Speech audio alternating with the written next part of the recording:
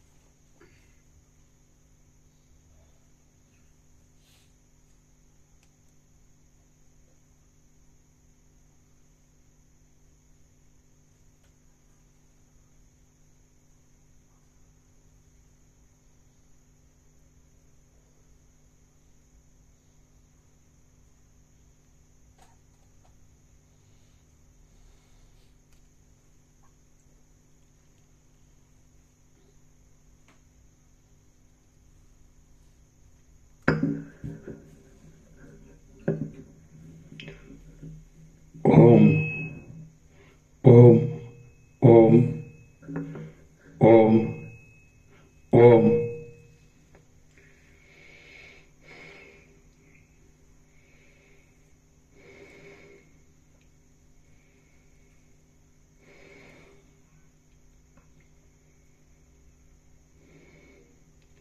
परम चिदाकाश, परम ज्योति, अखंड ज्योति, महाचिदाकाश, स्वयं प्रकाश, संपूर्ण प्रकाश, पूर्ण ब्रह्म, अनंत तेजघन, अनंत चिदघन, परमाकाश, केवल अनंत शुद्ध तेजघन, परमाकाश, अखिल आत्मा, पूर्ण ब्रह्म, परमात्मा,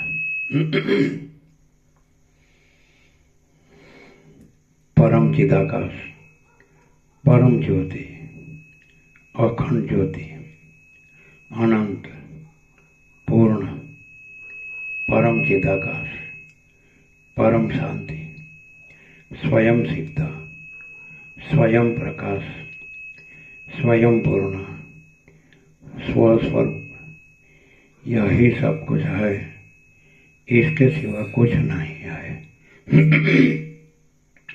शून्यभास अनंत कोटि महाकल्पो है ही नहीं। महाचिदाकाश स्वयं प्रकाश संपूर्ण प्रकाश महाचिदाकाश ज्योति अनंत अखंड अभेद महाचिदाकाश ज्योति महातत्व महासामान्य महाचिदाकाश स्वसंवेद्य सहज निर्विकल्प महाचिदाकाश परम कैवल्य परम शांति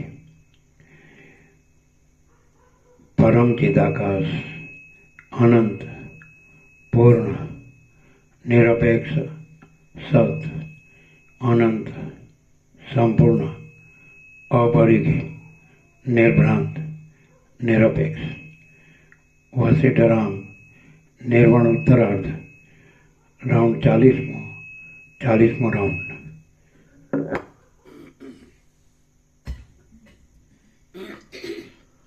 आद्य परब्रह्म सद्गुरु देव की जय। ओम श्री परमात्मने नमः।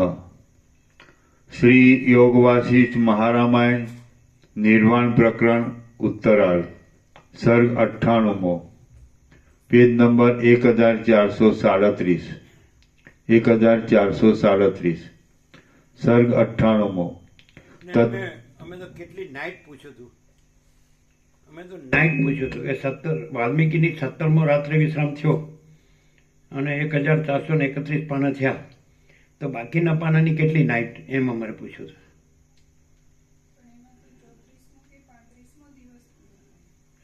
તમે ખ્યાલ આવે 90 દિવસ થાય એ નહોતું પૂછ્યું, 3 મહિના થાય એ નહોતું પૂછ્યું। અમે એમ પૂછ્યું હતું કે કાલે 1431 પાના અને વાલ્મીકીનો 17મો રાત્રિ વિશ્રામ થયો તો હવે જે પાના રહ્યા તો એ પ્રમાણે 1431 17 નાઇટ તો બાકીના પાનાની એટલે તો 1730 પાનાની કેટલી નાઇટ એમ।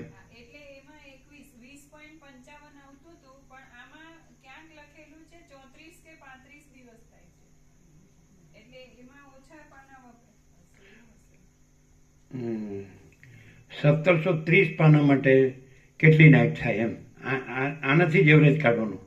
આજે વાલ્મીકીનો 17મો રાત્રિ વિશ્રામ છે 1431 પાને તો બાકીના પાને કેટલા વિશ્રામ થાય એમ, બીજું બધું નહીં। આપણા 17થી તો એવરેજ આવે જ એટલે 35 પાના ન થાય, 35 નાઇટ ન થાય। હા સમજતું નથી। અરે કુલ નાઇટ કેટલા?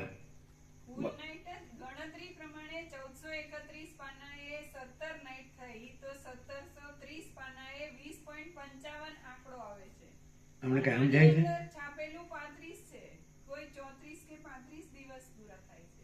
ક્યાં અંદર છાપેલું છે?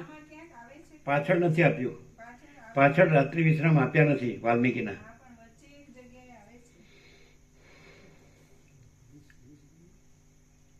વીજ ક્યાંથી થાય તમે સમજો જ ગો પ્રભુ। અને 1431 17 દિવસ થાય તો 1730 20 દિવસ કેવી રીતે થાય? અને ગણિત આવડતું નથી। જયંતિ પ્રભુ જોશો, જુઓ ગઈકાલે 1431 પાને અમને આવડતું નથી, એને કઈ 20 દિવસ થાય? 1431 પાનાના 17 દિવસ થાય તો 1730 20 દિવસ થાય? એને ગણતા જ નથી આવડતું, ખોટું ગણે છે। તમને ખ્યાલ આવે છે? કોમન સેન્સ થી પણ સમજાય। बाकी के जो पेज बचे हैं उसके 3.5 नाइट हुई और टोटल 20.5 हुआ सर। अरे 3.5 આ કોમન સેન્સ નથી। 3.5 અરે 1431 17 પાના થતા હોય તો 1730 20 દિવસ ન થાય। હા તમને ખ્યાલ આવ્યો? કુલ 1730 પાના છે અને કાલે 431 પાને 17 નાઇટ થઈ વાલ્મીકીનો રાત્રિ વિશ્રામ. તો હવે બાકીના જે પાના રહ્યા એટલે આપણે કુલ એમ ગણો ને 1730 પાનાના કેટલા રાત્રિ વિશ્રામ થાય? જો 1431ના 17 રાત્રિ વિશ્રામ થાય વાલ્મીકીના, એમને આવડ્યું જ નહીં ગણતા. ખોટું, તમે કોમન સેન્સથી વિચારો ને તો ખોટું છે. 1431ના 17 થાય ને, ગણિત ન આવડતું એને ખબર પડે તો કંઈ 1730ના 20 ન થાય.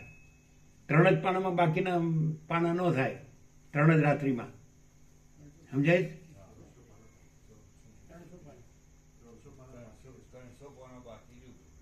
300 पाना बाकी रहा प्रभु, तो 3.5 नाइट में 300 पाना हो जाएगा ऐसा वशिष्ठ के हिसाब से, अगर हम टोटल एवरेज इसके हिसाब એટલે એને કેટલી નાઇટ થાય?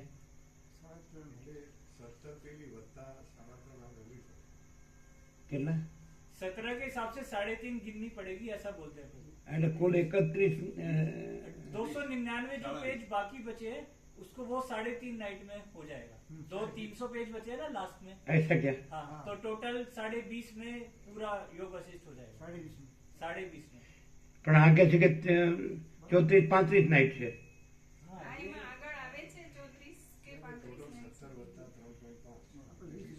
એમ કે છે એટલે 34 કે 35 નાઇટમાં આખો સદગ્રંથ પૂરો થાય છે એવું પેલી સંસ્કૃત ને હિન્દી છે ને એમાં તો લખેલા જ છે.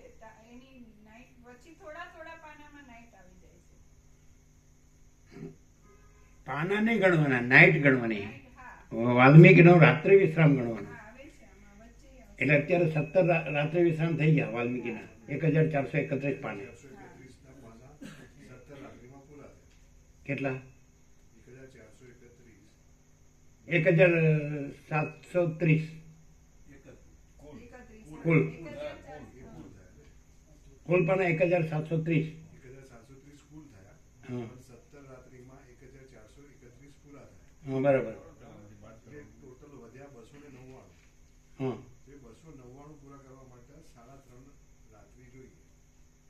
પણ એ તો આપણે એમ ગણીએ તો 21 દિવસ જ થાય. હા એ પણ એ તો કે છે 34-35 નાઇટ છે. હા આમાં કેમ પણ અમે પાછળ નાઇટ જોઈ નથી, એટલે પાછળના જ્યારે વંચાણું છે સરળ શ્રવણ તેમાં નાઇટ લખી નથી બુકમાં. નવી બુક છપાઈને આવી સસ્તું સાહિત્યની, તમારે લેવાની ને? दिया प्रभु दिया. नहीं नहीं अभी दिया. અભી દિયા ને? એટલે ચીનુ પ્રભુએ સેવાના ભાવમાં આપી. એ લોકોએ જે નવી છાપી એના 1500 છે, પણ ચીનુ પ્રભુએ 800માં આપી. ખ્યાલ આવ્યો કે નહીં? એટલે 700 ડિસ્કાઉન્ટ, એટલે મીન્સ ટોકન સેવામાં, એટલે ભાવિકો લાભ લઈ શકે. ખ્યાલ આવે? લીધી ને 2 ભાગ. એમાં પાછું આ લોકોએ શરૂઆતમાં નિત્ય દર્શને મૂક્યું, એટલે 3000 કોપીમાં મૂક્યું. 3000 કોપી એટલે સર્વમાન્ય થઈ ગયું. કારણ કે ભીખોગણ સત્સુ સાહિત્ય આખા ભારતીય સંસ્કૃતિના સત સાહિત્યનો સંપૂર્ણ અનુવાદ ગુજરાતીમાં કર્યો છે. એટલે એ લોકો તો પોતે એને જાણે કે આ વસ્તુ એપ્રુવ, એમ સત્યની પરખ અને સત્યની આદર કદર હોય તો જ આપે. પહેલા પાને અને પાછળ જોયું ને, દેખડો ભાઈ હસ્તાક્ષર જોયા ને, એટલે સર્વમાન્ય થઈ ગયું આ સરળ શ્રવણ તત્વબોધ. ભાવિકોએ છે ને ચીનુ પ્રભુને, પ્રહલાદ પ્રભુને, સુશીલ પ્રભુ જેને વિવેક કરેલો કે અહીંયા આ રીતે છે, તો એ લોકોએ પહેલે પાણી જ લઈ લીધું, એટલે સર્વમાન્ય થઈ ગયું. એવું થયું ને ચીનુ પ્રભુ? હજી આ પ્રહલાદ પ્રભુ પહેલાં ગયા હતા ને, એટલે જોએ સોય લઈને ગયા હતા. એટલે એ લોકોને આણંદ કોઈ પ્રૂફ રીડર છે ને, એમણે કીધું તો આ બરાબર છે, યોગ વાસિકનો સાર છે. હજી તમે ને પ્રહલાદ પ્રભુને સુશીલ પ્રભુ જાઓ ને તો હજી એ પણ છાપે એ લોકો, જો હે સો હે. સમજાય? 557 પાના. એટલે પાછું તમારે યાદ દેવડાવવાનું કે પેલા અમે લાવ્યા હતા, એટલે પ્રહલાદ પ્રભુ પેલા ગયા હતા. હા સમજાય? એટલે એમ કહેવાનું કે ત્યારે એ લોકો એપ્રુવ કરેલું કે આ બરાબર છે, યોગાસીનો નિચોડ નિષ્કર્ષ છે, સાર છે. તો એ આ પણ તમે એમ કે છાપી શકો. અને આપી શકો તમારા ભાવે. હા બરાબર. બરાબર છે કે હા નહીં? પ્રભુ. એટલે તમે પ્રહલાદ પ્રભુ અને સુશીલ પ્રભુ 3 જ જજો. જઈશું પ્રભુ. સમજે? હા. એટલે આમાં છે 34 5 અમે તો વાંચ્યા નથી. નથી પણ છે એટલે આવશે ખરું, વચ્ચે હજી 1-2 વાર આવશે. અને સંસ્કૃત વાળી જે છે ને એમાં લખેલા છે બધા. એમાં કેટલા છે? વિશ્રામ. અમને એક્ઝેક્ટ નથી યાદ, 34 કે 35 બેમાંથી એક છે. જે હોય તે ચલો. એટલે જોવે છો એનું કરજો. હા હા પ્રભુ. પણ તમે 3 જ જજો. હા મળી ગયું આપણે. આજે વિવેક કર્યો એટલે બધો ફૂલ વિવેક કરવાનો. હા પ્રભુ. કે જેવી રીતે આ તમે આપ્યું હા એ રીતે આ બુક પણ તમારે પહેલા જોયેલી છે તમારા પ્રોફીડરે અને કીધું છે આ બરાબર છે. હા હા એટલે બુક લઈ જવાની. હા લઈ જઈશું. સમજે? હા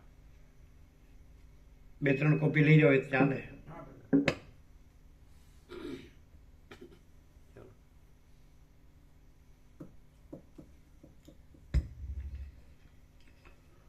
સર્ગ 98મો, પેજ નંબર 1437. તત્વવેત્તા પુરુષોના લક્ષણો. આ 98મા સર્ગમાં તત્વજ્ઞ સત્પુરુષોના લક્ષણો કેવા છે કે જેથી તેઓની પરીક્ષા કરી તેમના દોષ તરફ ઉપેક્ષા રાખી તેઓનો આશ્રય કરી શકાય. એટલે કટમ 58 98 સર્ગ 98મો. વશિષ્ઠ બોલ્યા, જે પુરુષો વિવેકી, વિરક્ત અને પરમપદમાં જ વિશ્રાંત હોય છે. 1437. હા. વશિષ્ઠ બોલ્યા, જે પુરુષો વિવેકી, વિરક્ત અને પરમપદમાં જ વિશ્રાંત હોય છે તેમનામાં લોભ, મોહ આદિ રીપુઓ ઓછા થઈ જાય છે. ફરીથી. વશિષ્ઠ બોલ્યા, જે પુરુષો વિવેકી, વિરક્ત અને પરમપદમાં જ વિશ્રાંત હોય છે તેમનામાં લોભ, મોહ આદિ રીપુઓ ઓછા થઈ જાય છે. તેઓ હર્ષ કે ક્રોધ કરતા નથી. વિષયોમાં તેમનો ઝાઝો આગ્રહ હોતો નથી.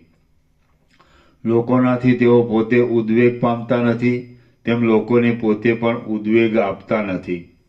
નાસ્તિકપણાના અભિમાનથી કે આસ્તિકપણાના અભિમાનથી તેઓ શુષ્ક વૈદિકની પેઠે અતિશય કલેશ કરનારા કષ્ટકારી કર્મોના અનુષ્ઠાન કરતા નથી. તેમનું આચરણ મનોહર અને મધુર હોય છે.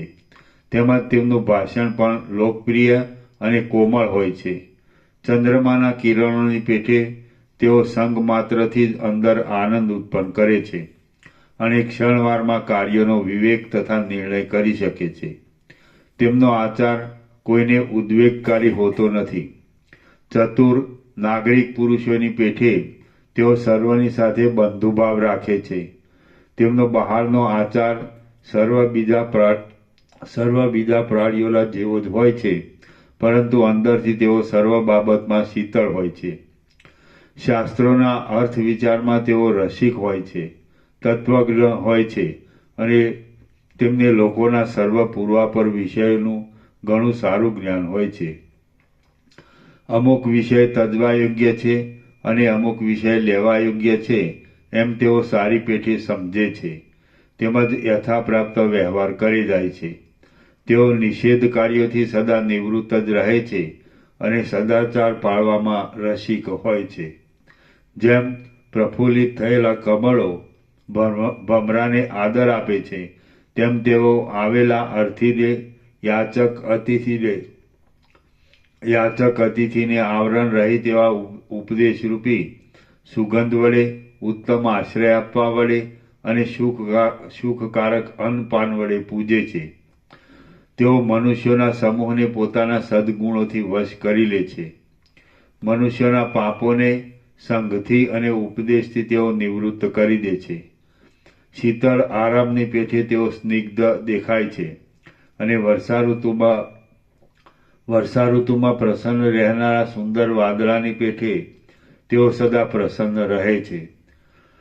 પર્વતો જેમ ધરતીકંપને રોકે છે, તેમ તે ધીર પુરુષો રાજાઓનો ભંગ કરનાર, દેશોનો ભંગ કરનાર તથા પ્રાણીઓને વ્યાકુળ બનાવી દેનાર એવા દુર્ભિક્ષ આદિથી આવી પડેલા ક્ષોભને પોતાના તપના પ્રભાવથી રોકી દે છે. પ્રાણીઓને તેઓ વિપત્તિમાં ઉત્સાહ આપે છે અને સંપત્તિમાં સુખ ઉપજાવે છે. ચંદ્રબિંબની પેઠે તેમનો દેખાવ શીતળ અને શાંત હોય છે. પતિવ્રતા સ્ત્રીઓની પેઠે તેઓ રૂપ, સ્નેહ અને મધુરતા આદિ ગુણોને ધારણ કરે છે. વસંતની પેઠે તેઓ યશરૂપી પુષ્પો વડે દિશાઓને સ્વચ્છ કરી દે છે અને ભાવિ શુભ ફળોના તેઓ હેતુરૂપ થાય છે. તેમનો આલાપ નરકોકિલાના જેવો મધુર હોય છે. સદા તટસ્થ રહેનારા સત્પુરુષોરૂપી પર્વતો, તરંગો વડે મોટી ચકરીઓવાળા વ્યામોહરૂપી મગરમચ્છના નિવાસરૂપ, જાણે મૂર્તિમાન હેમંત ઋતુ જ આળોટતી હોય તેવા દેખાતા મનુષ્યના નિવાસસ્થાને હરકત કરનારા અને વિચારરૂપી તરંગોના ક્ષોભ વડે ચપળતાવાળા નરપતિ આદિ પરપુરુષના ચિત્તરૂપી મહાસાગરને સદા તટસ્થ રહેનારા સત્પુરુષોરૂપી પર્વતો વિવેકના ઉપદેશ વડે રોકી રાખવાને સમર્થ થઈ શકે છે.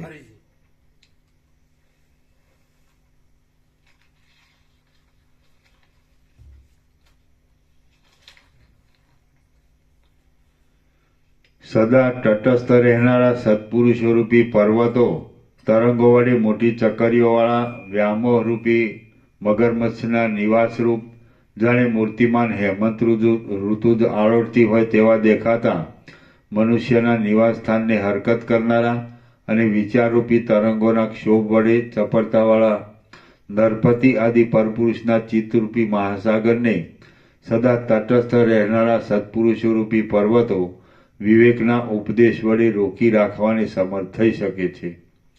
આપત્તિઓમાં બુદ્ધિનો નાશ કરે તેવા વિષમ પ્રસંગમાં શોક, મોહ, જરા, મૃત્યુ, ક્ષુધા અને પીપાસારૂપી 6 ઉર્મિઓના ઝપાટામાં પ્રાણીઓને આકુળ બનાવી દેનારા દેશભંગ આદિમાં અને દુરંત સંકટોમાં સત્પુરુષો જ સત્પુરુષોની ગતિરૂપ થાય છે. ઉપર કહેલા ચિહ્નો વડે તથા બીજા પણ આગળ લખાઈ ગયેલા ચિહ્નો વડે ઉત્તમ ચિત્તવાળા મહાત્મા પુરુષોને ઓળખી લેવા અને સંસાર માર્ગમાં ભટકી થાકી ગયેલા પુરુષે અદ્વિતીય બ્રહ્મમાં વિશ્રાંતિ મેળવવા માટે તેમનો આશ્રય લેવો. કેમ કે સર્પના જેવો મહાભયંકર સંસારરૂપી સાગર અત્યંત વિષમ છે અને સત્સંગ વિના બીજા કોઈ પણ વહાળથી તેને તરી શકાતો નથી.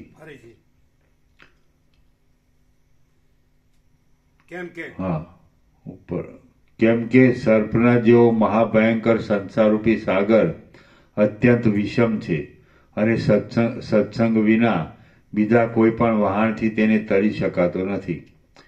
મારું જે થવાનું હોય તે ભલે થાઓ, મારે વિચાર કરવાનું શું પ્રયોજન છે? એમ અંદર પ્રમાદ રાખી ખાડામાં પડેલા કીડાની પેઠે બેસી રહેવાનું નથી. ઉપર બતાવેલા ગુણમાંથી માત્ર એક જ ગુણ જેમાં રહેલો હોય તેના તેટલા ગુણને ગ્રહણ કરવો અને તેના બીજા દોષો તરફ લક્ષ ન આપવું.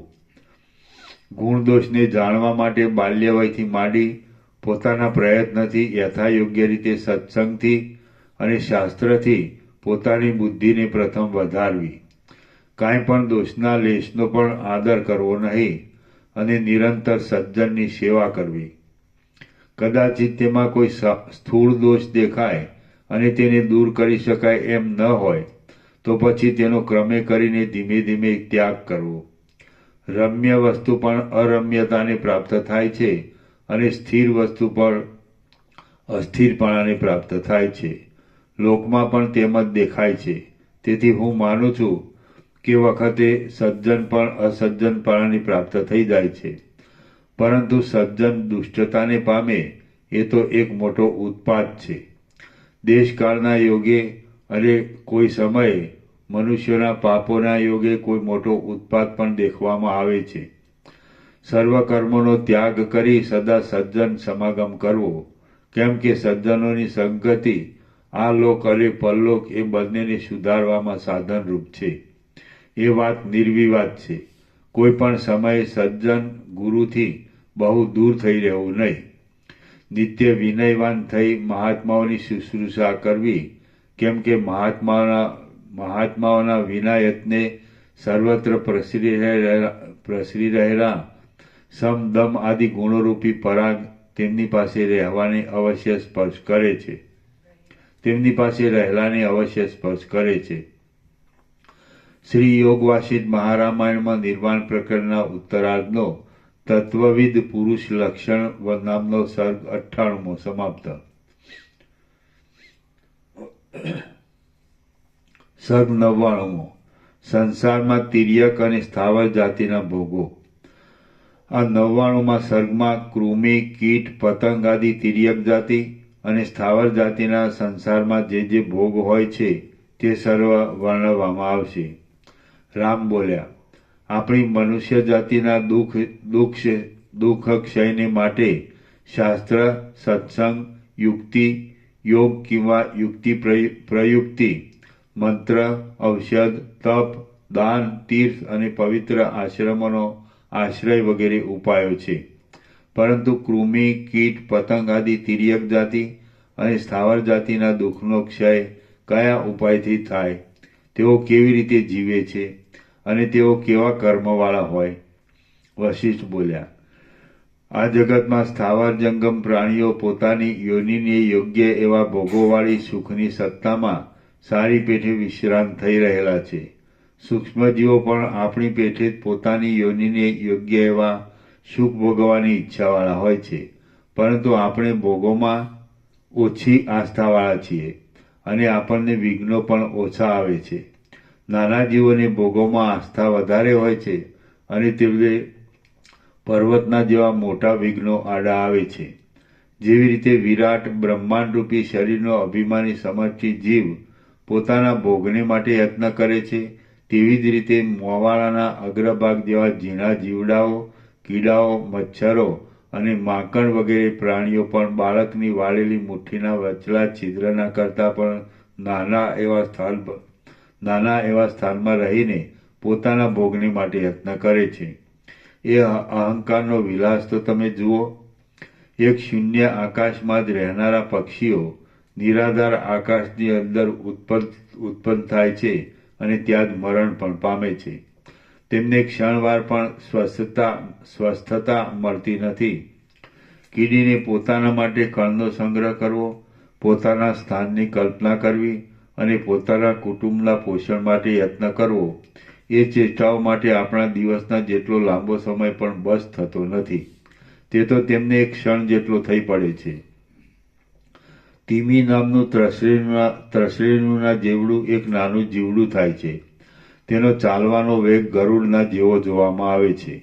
અમુક શરીર આદિ હું છું અને અમુક સ્ત્રી પુરુષ આદિ ભોગ્ય વિષય મારું છે એવી કલ્પના ખડી થઈ જઈને જેમ જગત અનેક ગુણોની સાથે વિશાળ આકારે મનુષ્યોને પ્રતીતિમાં આવે છે, તેમ કૃમિને પણ તે પ્રતીતિ થાય છે. વ્રણમાં પડેલા કીડાઓની પેઠે આપણું જીવિત પણ દેશ, કાળ, ક્રિયા અને દ્રવ્ય રસ સંબંધથી વ્યગ્રતાવાળી વિષય વાસના વડે વૃથા ચાલ્યું જાય છે. વૃક્ષો કંઈક જાગ્રત અવસ્થાવાળા હોય છે, પાષાણો ઘાટી નિદ્રાની દશા ભોગવે છે અને કૃમિ, કીટ આદિ જીવો મનુષ્યની પેઠે જ પોતપોતાના યોગ્ય વિષય ભોગવવામાં નિદ્રા અને જાગ્રત એ બંને સ્થિતિવાળા હોય છે. કૃમિ, કીટ આદિ પ્રાણીઓની શરીરની સ્થિતિના સમયમાં સુખ રહે છે, પરંતુ આપણી પેઠે તેમને પણ શરીરનો નાશ દુઃખ ઉત્પન્ન કરે છે. શરીરમાં જીવિત સ્થિર થઈ રહે એ તો તેમને પણ પ્રિય જ હોય છે. જેમ વેચાઈને કોઈ બીજા દ્વીપમાં ગયેલો ગુલામ એ દ્વીપને ઉદાસીનપણાથી જુએ છે, તેમ પશુ, મૃગ આદિ પણ પોતાના ઉપભોગમાં નહીં આવનારા પદાર્થોના સમૂહને ઉદાસીનપણાથી જુએ છે. આપણી પેઠે તિર્યક જાતિને પણ આ સંસાર સુખ દુઃખ પેદા કરે છે, પરંતુ કેવળ તેઓ પદાર્થોનો વિભાગ કરી શકતા નથી. બળદ વગેરે પશુઓ હૃદયમાં પેદા થતા સુખ દુઃખોથી અકળાય છે અને બહાર તેમના ધણીઓ નાકમાં નથ નાખી ખેંચી જાય છે. આમ તેઓ બંને પ્રકારે પરાધીનપણે ખેંચાયા કરે છે. છતાં તેઓ પોતાના દુઃખને દૂર કરવાને કે તે પ્રકટ કરવાને શક્તિમાન થતા નથી. એવી જ સ્થિતિ દ્વીપાંતરમાં વેચાયેલા પામર પુરુષો, ગુલામ વગેરેની હોય છે. આપણા લોકોની ત્વચા સ્પષ્ટ અને સુકુમાર હોય છે. આપણને સુષુપ્તિ અવસ્થામાં જેવો સુખ દુઃખ આદિનો અનુભવ થાય છે તેવો જ અનુભવ વૃક્ષો, વેલાઓ, અંકુરો આદિને સ્પષ્ટપણે થતો હોય છે. આપણે સંસારરૂપી અરણ્યમાં નીકળી પડ્યા છીએ. આપણને ચારે બાજુથી ભયાતુરપણે પદાર્થોનો જેવો અનુભવ થાય છે તેવો જ અનુભવ ભયાતુરપણામાં રહેલી પક્ષી, સર્પ આદિ તિર્યક જાતિને પણ થાય છે. આ વાત નિર્વિવાદ છે.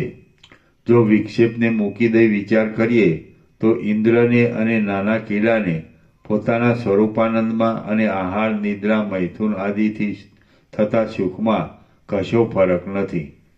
એ વિષયમાં બંનેના મનની પ્રસન્નતા સરખી જ હોય છે. બાકી બંનેના માનસિક વિક્ષેપ દૂરની વાત છે. રાગ, દ્વેષ, ભય, આહાર અને મૈથુનથી ઉત્પન્ન થતું સુખ દુઃખ અને જન્મ મરણ આદિનો ખેદ તિર્યક જાતિને પણ આપણી પેટે જ હોય છે અને તેમાં કશો ભેદ હોતો નથી. શાસ્ત્રથી જાણવામાં આવતા પુણ્ય પાપ, બ્રહ્મતત્વ આદિનું જ્ઞાન, થઈ ગયેલી વાતનું જ્ઞાન અને ભાવિ વસ્તુનું જ્ઞાન એ વગેરે બાબતને એક બાજુ રાખીએ તો બાકીનું બીજું જ્ઞાન તો નોળિયા, સર્પ, શિયાળ, હાથી આદિ પશુઓમાં મનુષ્યના જેવું જ હોય છે. વૃક્ષો સદાકાળ સુષુપ્તિ અવસ્થાની સ્થિતિમાં રહે છે. તેમના જેવી મૂઢ અવસ્થાવાળી પોતાની સત્તાને પર્વતો વગેરે પણ અનુભવે છે. વળી બીજા કેટલાક હિમાલય, મેરુ વગેરે પર્વતો અખંડ ચિદાકાશનો જ અનુભવ કરી રહી સદાકાળ સમાધિમાં રહેલા છે. વૃક્ષ આદિ જેમ ગાઢ નિદ્રા જેવી દશામાં રહે છે તેમ પર્વતો પણ પોતાની સત્તામાં જ રહ્યા છે. વળી જંગમ પ્રાણીઓ પણ મૂળ સ્વરૂપે તો ચિદાકાશ રૂપ છે. માટે જે કાંઈ કોઈ પણ સમયે દેખાય છે તે ચિદાકાશ વિના બીજું કશું નથી. પર્વત આદિની સત્તા અને વૃક્ષોની નિદ્રા જેવી સ્થિતિ અખંડ ચૈતન્ય રૂપ છે. કેમ કે તેમને દ્વૈતનું ભાન હોતું નથી. માટે તેમની દ્રષ્ટિ વડે જોઈએ તો પણ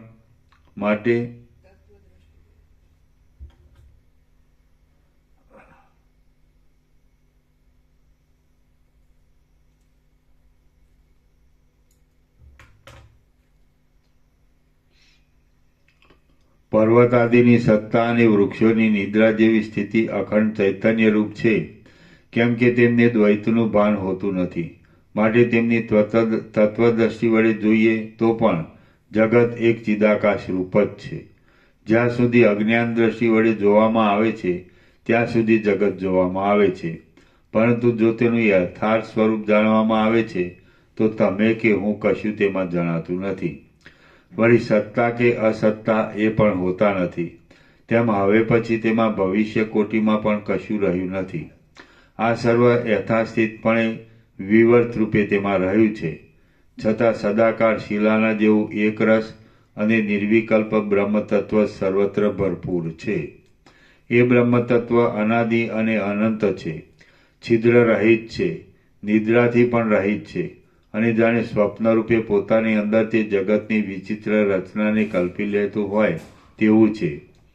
જેવી રીતે સૃષ્ટિના પૂર્વકાળમાં એક પરબ્રહ્મ જ સર્વત્ર સમાન રીતે રહ્યું હતું તેવી રીતે હમણાં પણ તે જ ભરપૂર છે અને હવે પછીના અનંત કાળ સુધી પણ તે બ્રહ્મ ભરપૂર રહેશે.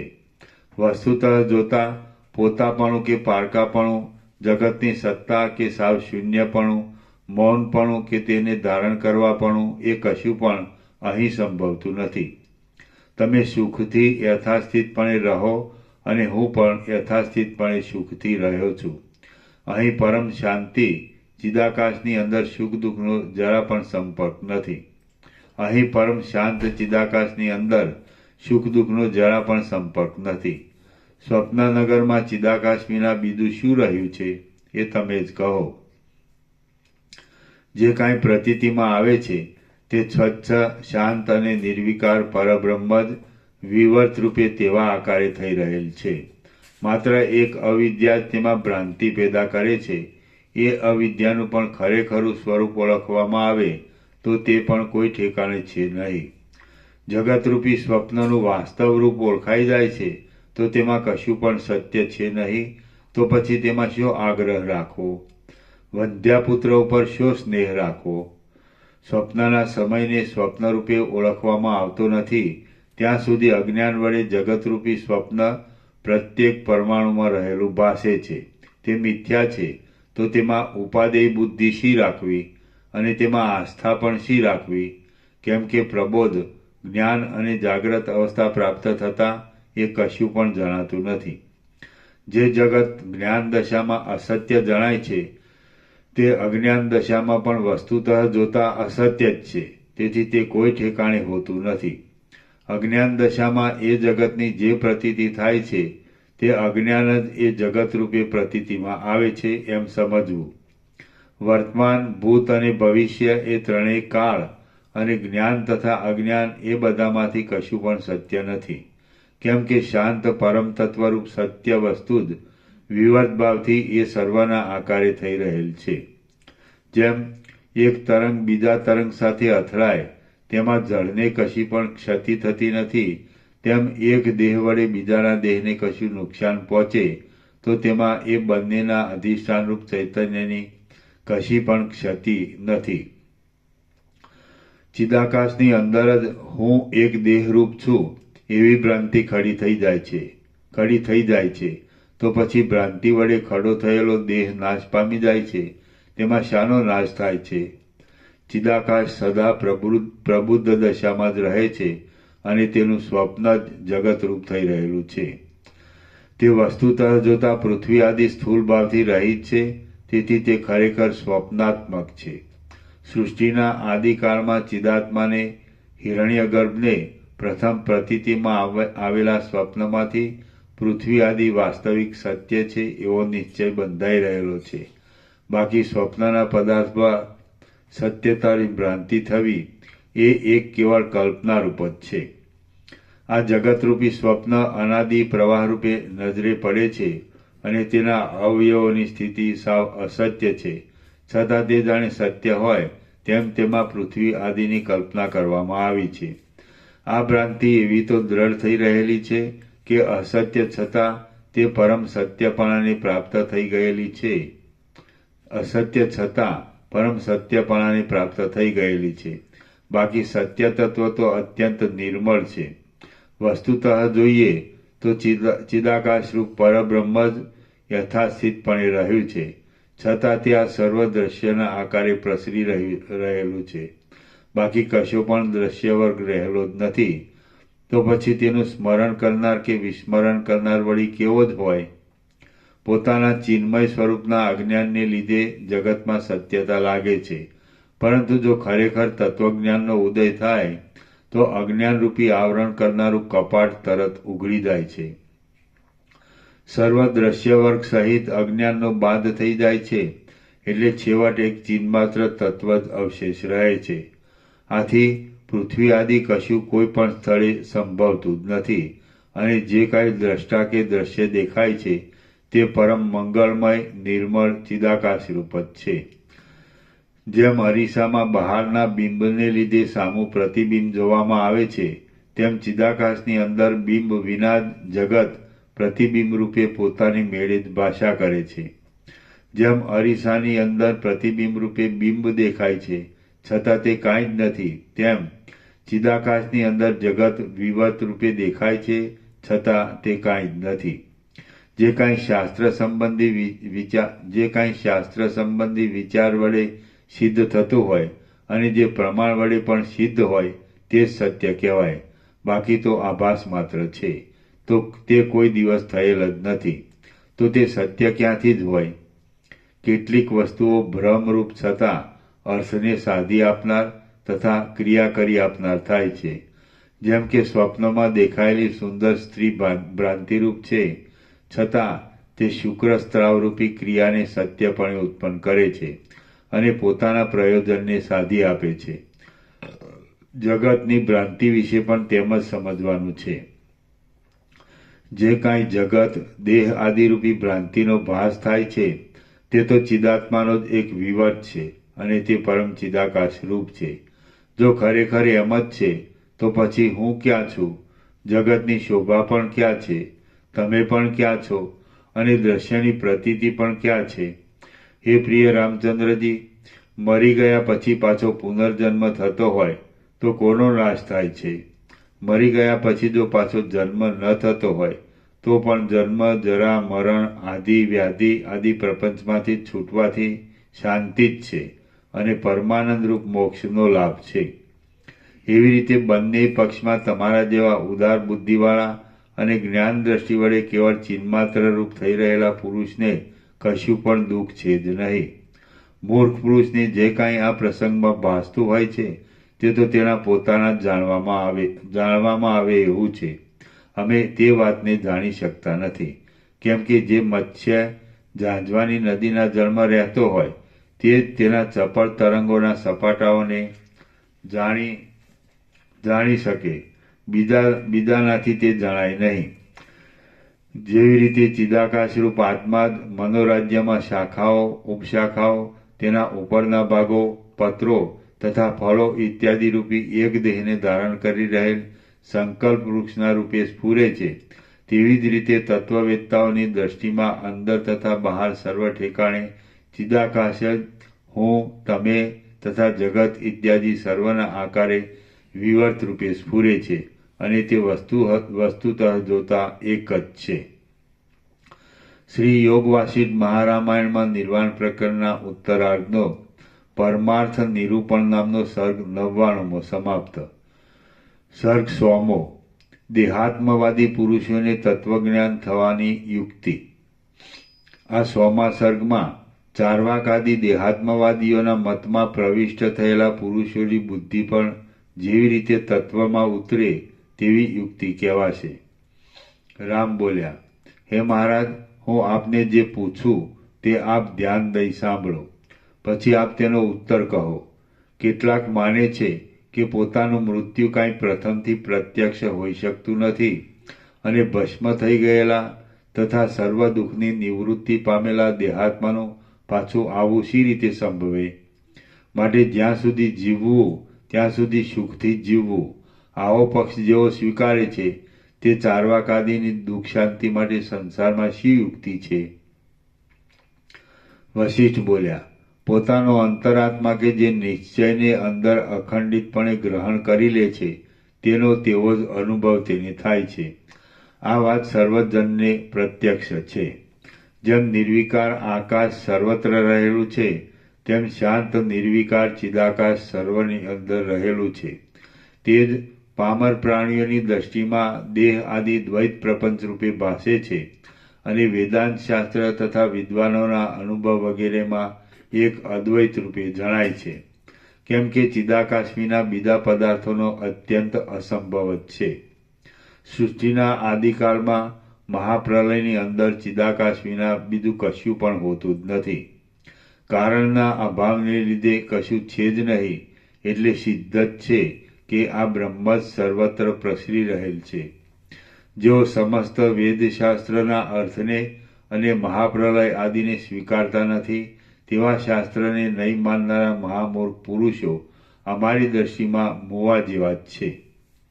જેમનું ચિત્ત સર્વશાસ્ત્રથી અવિરુદ્ધ છે અને આ સર્વ બ્રહ્મરૂપ છે એવા તાત્વિક વિચાર વડે સંપૂર્ણપણે અનુભવાયું છે, તેમને માટે પણ તેઓ કૃતકૃત્ય હોવાથી આ અમારો ઉપદેશ કથાનો પ્રસ્તાવ નથી.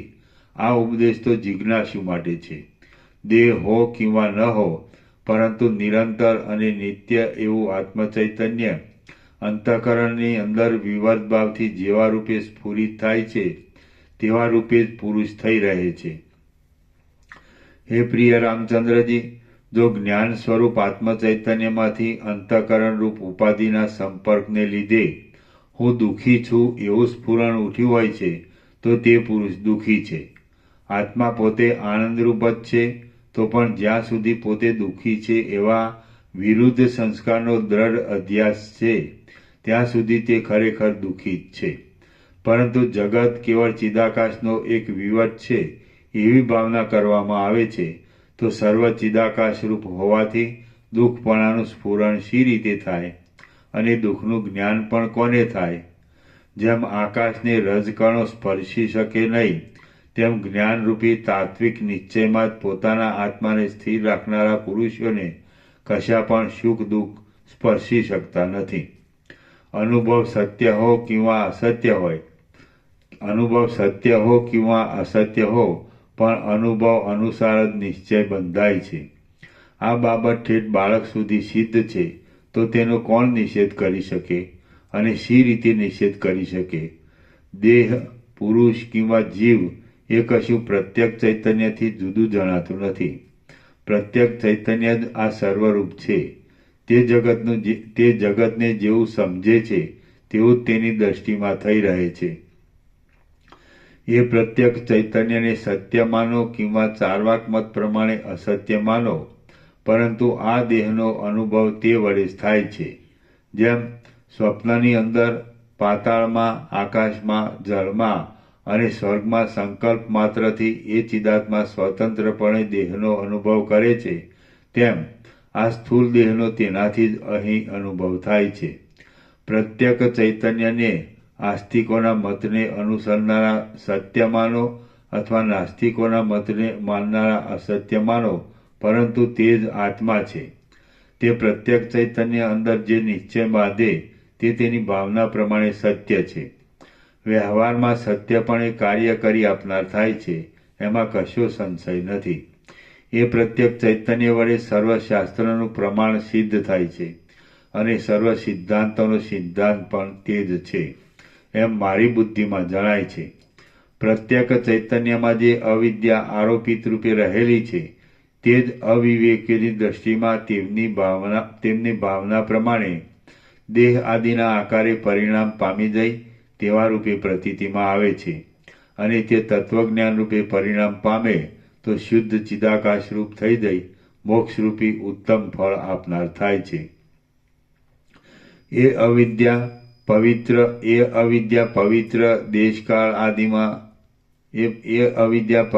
દેશકાળ આદિમાં સ્નાન, દાન આદિ ક્રિયા કરવાથી કે રસાયણ, મંત્ર, ઔષધ આદિ દ્રવ્યોથી કે વેદશાસ્ત્રમાં નિરૂપણ કરેલ સ્વર્ગ, પશુપુત્ર આદિની ઈચ્છાના ભ્રમોથી કોઈ દિવસ નિશેષ રીતે તત્વજ્ઞાન થયા વિના શાંત થતી નથી.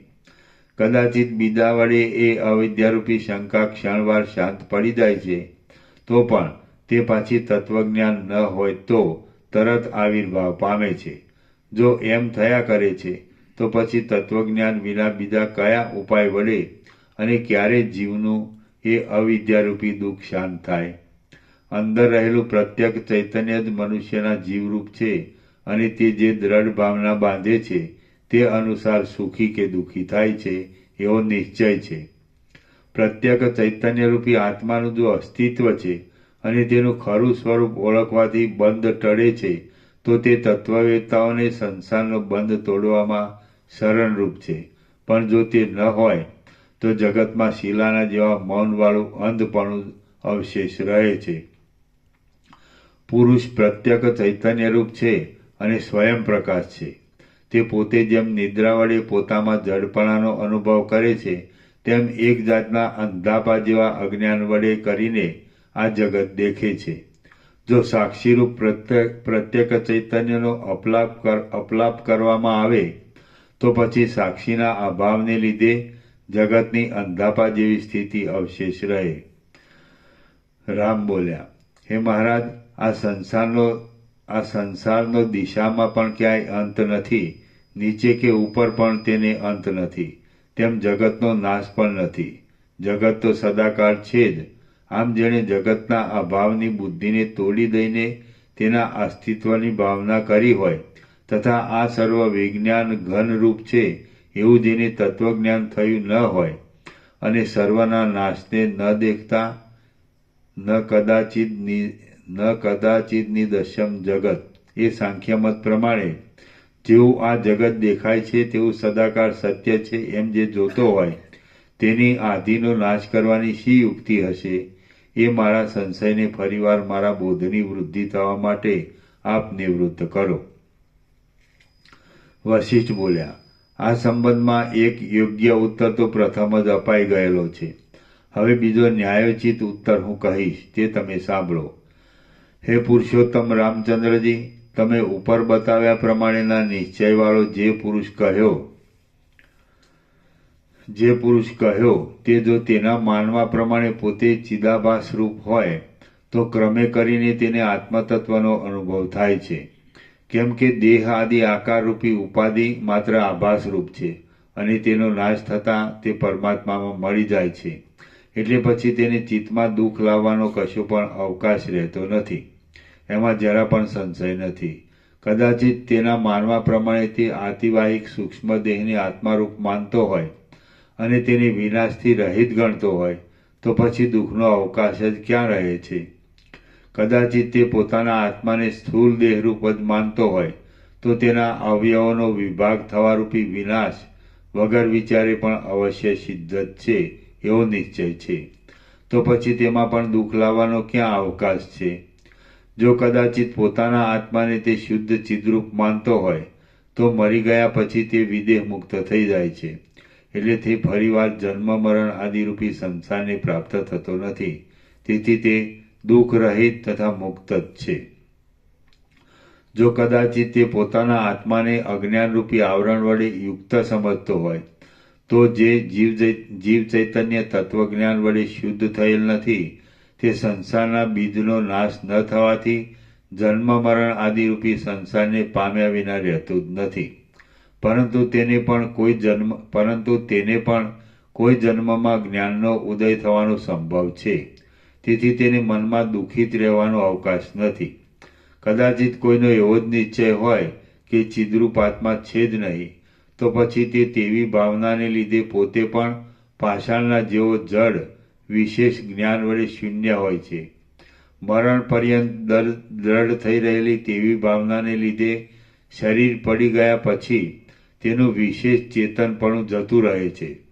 તેની સ્થિતિ ગાઢ સુષુપ્તિના જેવી થઈ જાય છે અને તે તેવી દશાવાળા મરણને જ શ્રેયરૂપ એટલે સર્વ દુઃખનો છેડો લાવનાર માને છે. પણ તેને તત્વજ્ઞાન વડે મથતા નિરતિશય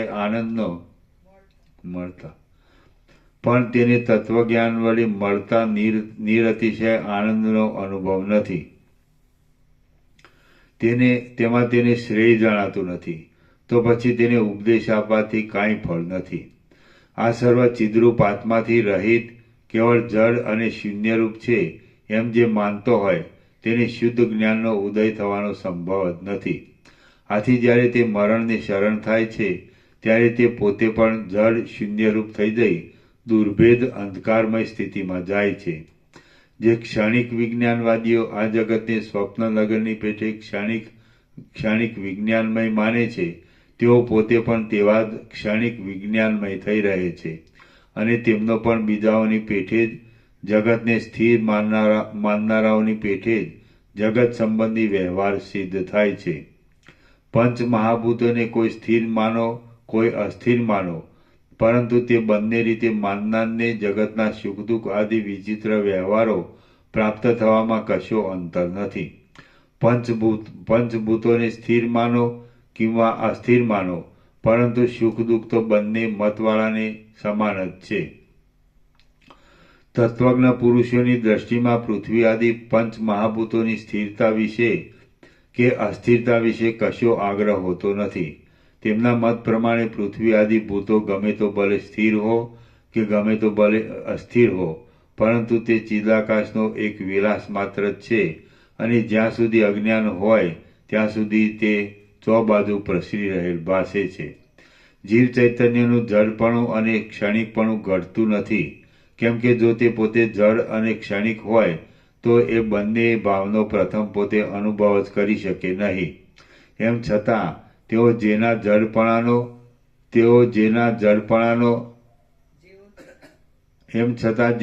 જડપણાનો અને ક્ષણિકપણાનો નિશ્ચય કરી લે છે તેવા મૂર્ખાઓ સાથે આપણે ભાષણ કરવાની પણ કાંઈ જરૂર નથી. જેઓ શરીરે ચિદરૂપ આત્મામાંથી વિવર્ત રૂપે ઉત્પન્ન થયેલ છે એમ માને છે તેઓ તેમની સમજણ વાસ્તવ હોવાથી ધન્ય છે. જેઓ જડ શરીરમાંથી ચિદરૂપ આત્માને ઉત્પન્ન થયેલું માને છે તેવા અધમ પુરુષોનું આપણે કાંઈ કામ નથી.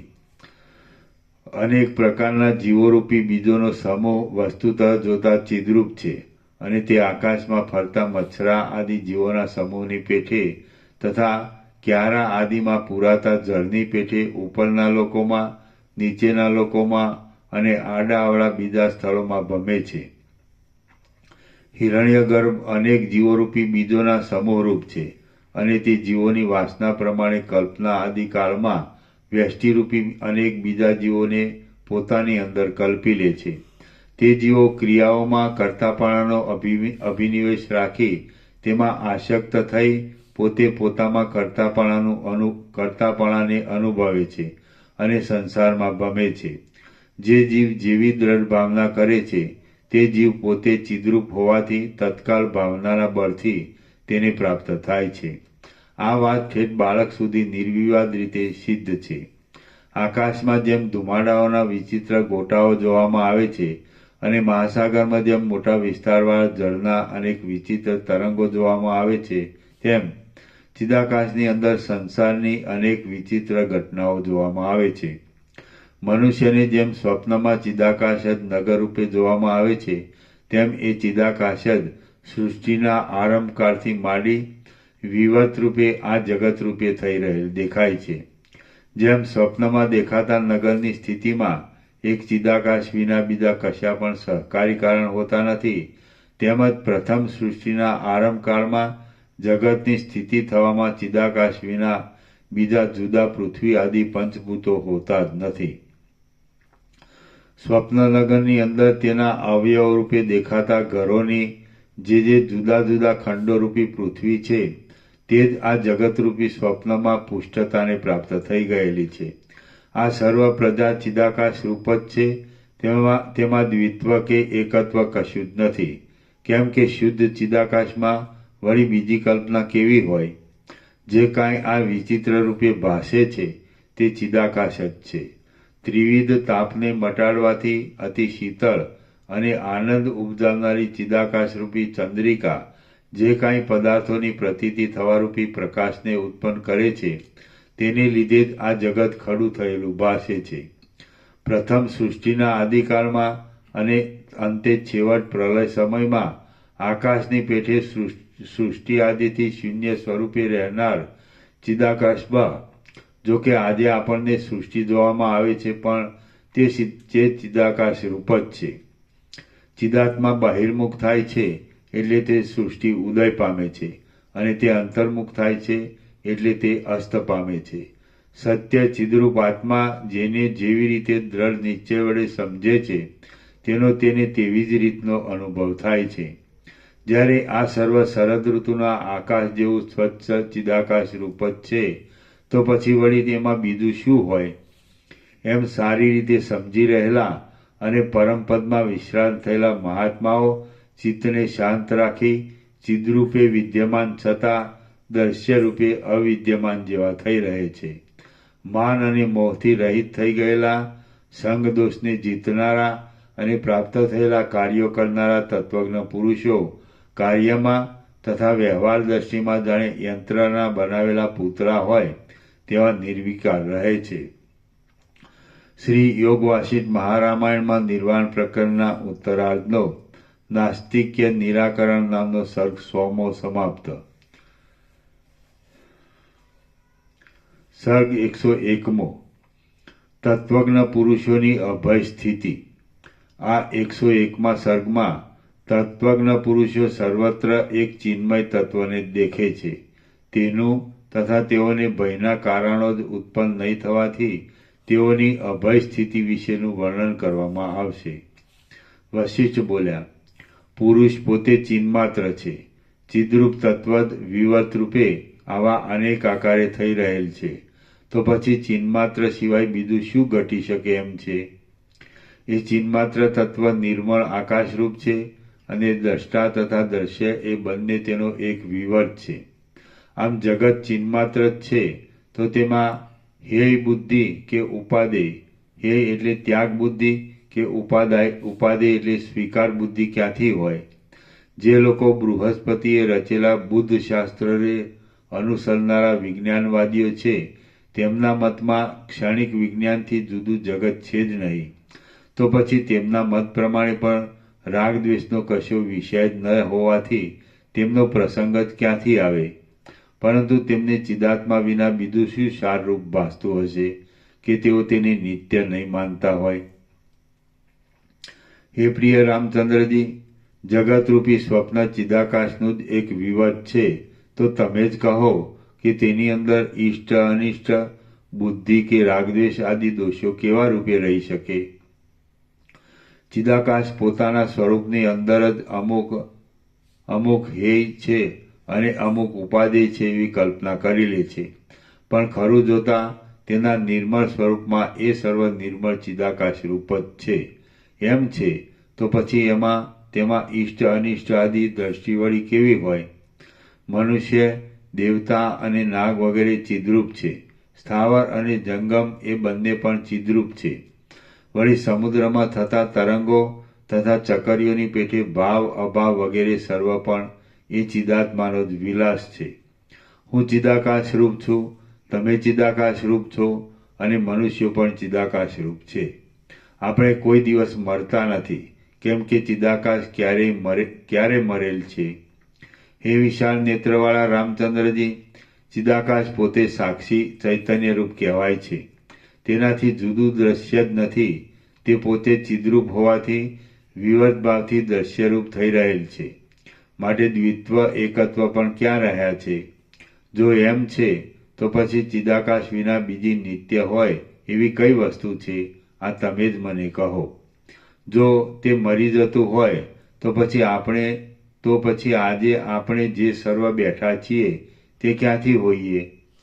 બૌદ્ધ આદિ અને ચાર્વાક આદિ વાદીઓ ચિદાકાશને છોડી દઈ બીજા રૂપ હોય તો તમે કહો. એ ચિદાકાશને કેટલાક બ્રહ્મ કહે છે, કેટલાક જ્ઞાનરૂપ કહે છે અને કેટલાક શૂન્ય કહે છે. કેટલાક એને મદિરામાંથી પેદા થતી મદ શક્તિના જેવું કૃત્રિમ કહે છે. કેટલાક એને પુરુષરૂપ કહે છે, કેટલાક એને ચિદાકાશ રૂપ કહે છે, કેટલાક એને શિવરૂપ કહે છે અને કેટલાક એને આત્મારૂપ કહે છે.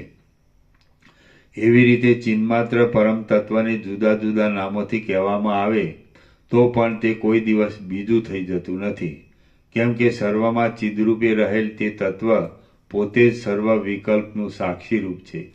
તેથી તે પોતાના આત્માને એવા પ્રકારે સમજે છે, બાકી બીજું કશું તેનાથી જુદું નથી. મારા અવયવો ભલે ચૂરેચૂરા થઈ જાઓ કે તે મેરુની જેવા વૃદ્ધિને પ્રાપ્ત થાઓ, પરંતુ મારી ચિદરૂપની તેથી શી ક્ષતિ કે શી વૃદ્ધિ થશે? જો કે આપણા પિતામહ વગેરે વડવાઓ મરી ગયા છે, પણ ચિદરૂપ તત્વ મરેલ નથી.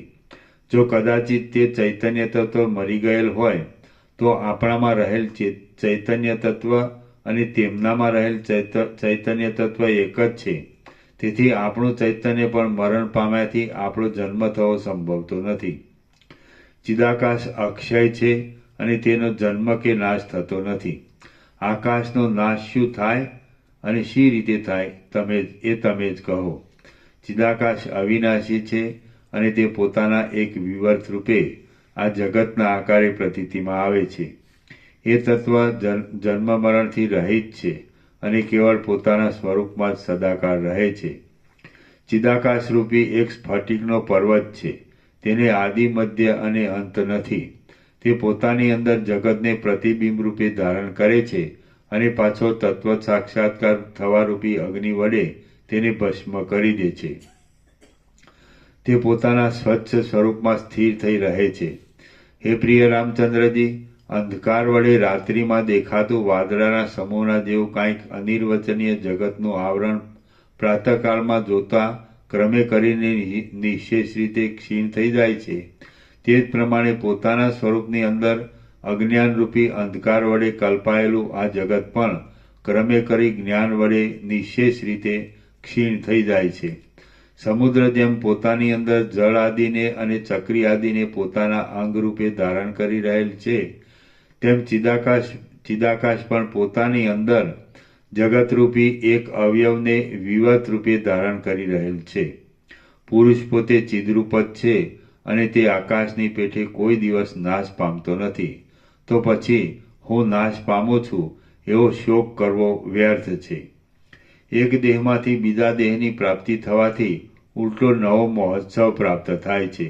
તો હે મૂળ પુરુષો, મરણરૂપી એક હરસ્થાનમાં તમે શા માટે ખેદ પામો છો? જો કદાચિત તમને એવો જ ભ્રમ હોય કે મરી ગયા પછી પાછો પુનર્જન્મ થતો નથી, તો પણ મરણમાં એક મોટો પુરુષાર્થ રહ્યો છે એમ સમજવું. કેમ કે મરણ થવાથી ભાવ, અભાવ, લેવું દેવું વગેરે સંબંધી જન્મ અને જરા મરણ, ભય, શોક, આધિવ્યાધિ સંબંધી જ્વર શાંત થઈ જાય છે.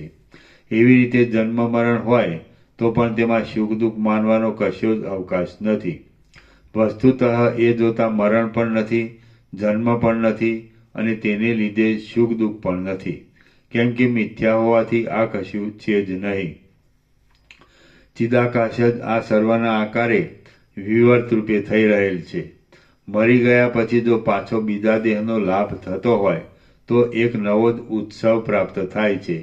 કેમ કે મરણ એ એક જરા રોગ આદિથી ઝડપાયેલા કારાગૃહ જેવા પૂર્વદેહનો નાશ છે.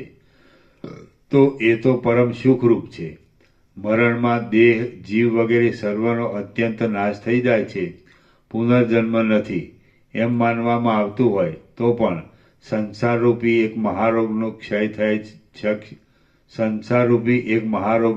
થાય છે. મરણમાં દેહ, જીવ વગેરે સર્વનો અત્યંત નાશ થઈ જાય છે, પુનર્જન્મ નથી એમ માનવામાં આવતું હોય તો પણ સંસારરૂપી એક મહારોગનો ક્ષય થાય છે એમ સંતોષ માનવાનો છે. મરણ થયા પછી પુનર્જન્મ થતાં ફરીવાર બીજા દેહનો લાભ થતો હોય તો પણ એક નવો જ ઉત્સવ સાંપડે છે. કદાચિત તમને મરણ પછી દુષ્કર્મથી પ્રાપ્ત થતા નરક આદિ દુઃખની ભીતિ રહેતી હશે, તો આ લોકમાં પણ દુષ્કર્મથી થતા રાજદંડ આદિનો ભય છે અને પરલોકમાં પણ નરક આદિનો ભય છે. એટલે એ ભીતિ સમાન છે. આથી બંને લોક સુધારવાને તમારે કદી પણ દુષ્કર્મ કરવા નહીં. હું મરી જઈશ, મરી જઈશ, મરી જઈશ એમ તમે ભયથી પોકાર કરો છો, પરંતુ હું પાછો પુનર્જન્મ હોવાથી થઈશ, થઈશ અને થઈશ એવો વિચાર કરતા નથી. આ સર્વ ચિદાકાશ રૂપ જ છે અને તે ચિદાકાશ પોતાના શુદ્ધ સ્વરૂપમાં જ જગત આદિના આકારે વિવર્ત રૂપે થઈ રહેલ છે. તો તેમાં જન્મ મરણ ક્યાં રહ્યા અને શ્રીમંતાઈ કે ગરીબાઈ પણ ક્યાં રહી? તમે કેવળ ચિદાકાશ રૂપ થઈને રહો અને ખાનપાનાદી પ્રારબ્ધ પ્રાપ્ત કાર્ય સુખથી કરતા રહો અને ખાનપાનાદી પ્રારબ્ધ પ્રાપ્ત કાર્ય સુખથી કરતા રહો. તમે મમતાથી રહિત થઈ જાઓ. તમે આકાશના જેવા નિર્મળ અને નિર્વિકાર છો, તો તમારામાં ઈચ્છાનો ઉદય જ ક્યાંથી થાય? પોતાના સ્વાભાવિક પ્રવાહના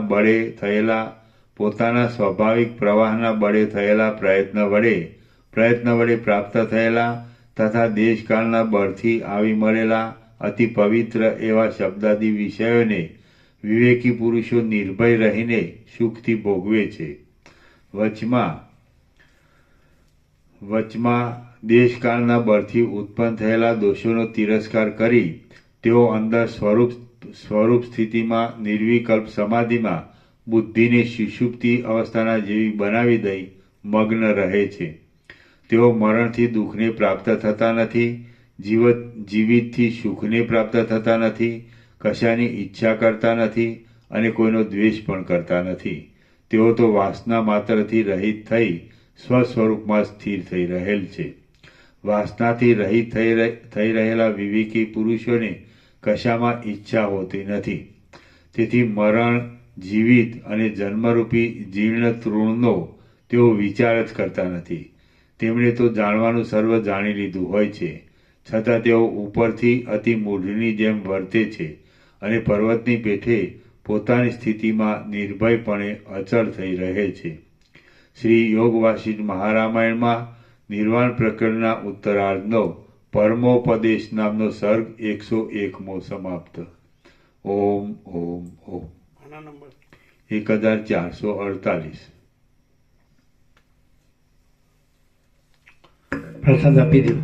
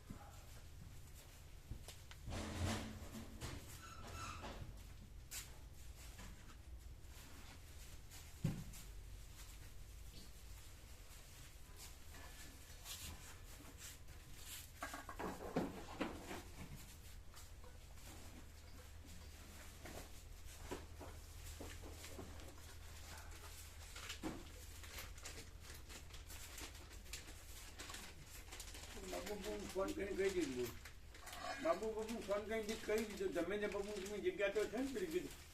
હા કે બરાબર. કઈ જગ્યા? એ પેલા ફોટા મોકલ્યા હતા ને એમને. અને તો એમને કીધું બધા ભાવિકો છે એટલે એમને તો સેવામાં મેં સારું રહે. હા કે મેં કહીશું. હા, ભાવિકો છે ને ત્યાં. હા હવે હા, બરાબર. હા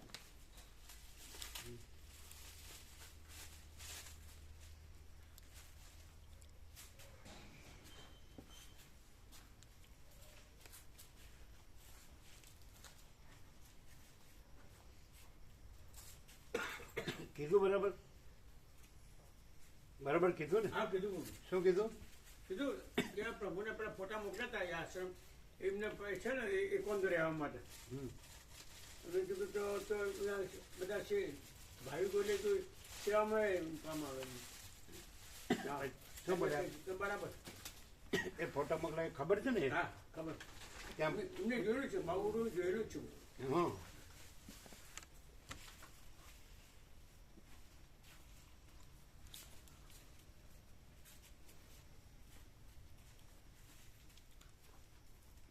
सब ले लेना.